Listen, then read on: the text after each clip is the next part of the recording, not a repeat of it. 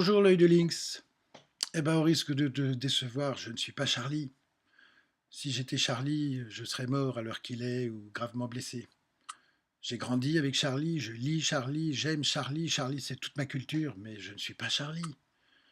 Si j'étais Charlie, je profiterais du fait que Canal+ me demande de faire une définition de la liberté d'expression pour faire une grosse vanne sur Canal, pour gratter là où ça fait mal. Je dirais un truc du genre, je sais pas moi, Canal c'était vachement mieux avant quand c'était encore une chaîne de gauche avec des dirigeants qui avaient une vraie vision de télévision, autre que de faire du TF1 payant avec du foot et du porno.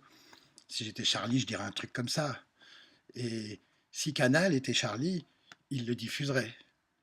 Donc si, ami de l'œil de lynx, tu entends ce que je viens de dire, ça prouve que le réalisateur de cette émission, le producteur de cette émission, la responsable des programmes courts, les responsables de la direction des programmes, jusqu'au PDG de Canal, ont tous eu le courage d'assumer la critique, la dérision et donc la liberté d'expression, et que tous ont été sur ce coup-là un petit peu Charlie.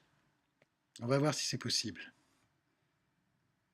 Je voudrais juste dire un autre truc aussi, au sujet des deux mecs des deux assassins, et surtout de tous les gamins qui les ont félicités sur Twitter. Tous ces gens-là, c'est pas des extraterrestres, c'est même pas des étrangers, c'est des Français, des petits gars bien de chez nous qui sont nés à Paris.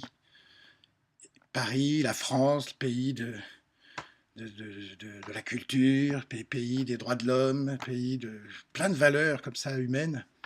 Comment se fait-il que ces gens-là, qui ont probablement dû souffrir du racisme dans leur enfance et même après, ça on est bien d'accord, mais quand même, comment se fait-il qu'ils aient été se faire laver le cerveau si volontiers par des barbus tarés?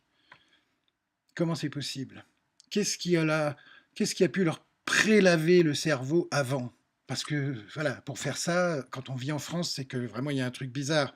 Je rappelle qu'en France, l'école est laïque, mais laïque, obligatoire, gratuite.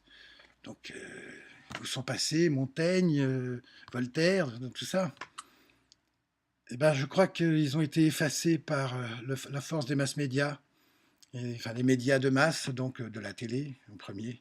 Et je pense que les directeurs de chaîne, et là je ne parle pas spécialement de Canal+, hein, parce que de ce côté-là, c'est pas les pires, les directeurs de chaîne devraient réfléchir à la part de responsabilité qu'ils ont dans tout ça, et notamment en ayant si obligeamment laissé les clés de la programmation aux publicitaires. Les publicitaires se foutent de la culture, les publicitaires se foutent de la connaissance. Les publicitaires veulent de l'audience pour vendre des yaourts et des chaussures et des bagnoles. Donc qu'est-ce qu'ils font les publicitaires? Ils font des programmes qui font juste de l'audience, mais qui ne donnent aucune connaissance. Et l'audience, c'est quoi? C'est la télé-réalité. La télé-réalité qu'on appelait à ses débuts la télé-poubelle, hein, je le rappelle, Trash TV. La télé-réalité qui diffuse comme valeur le repli sur soi-même, l'autosatisfaction, l'ignorance comme valeur absolue, et la connerie décomplexée comme modèle. Hein. Décomplexé, ça rappelle quelqu'un. Donc je pense qu'on peut dire que la maison Al-Qaïda peut sincèrement remercier la maison Endemol de lui fournir comme ça de la chair fraîche, soigneusement décérébrée, au crâne bien vide, bien prêt à être rempli de n'importe quelle merde. Mais évidemment, quand je dis ça, je me prends un peu pour Charlie. Voilà, c'est ce que vous m'aviez demandé de faire après tout. Hein. Voilà, et comme disait René Vauthier, qui est mort 3 jours avant le massacre, après avoir passé sa vie à se faire censurer tous ses films, eh bien, je dirais salut et fraternité.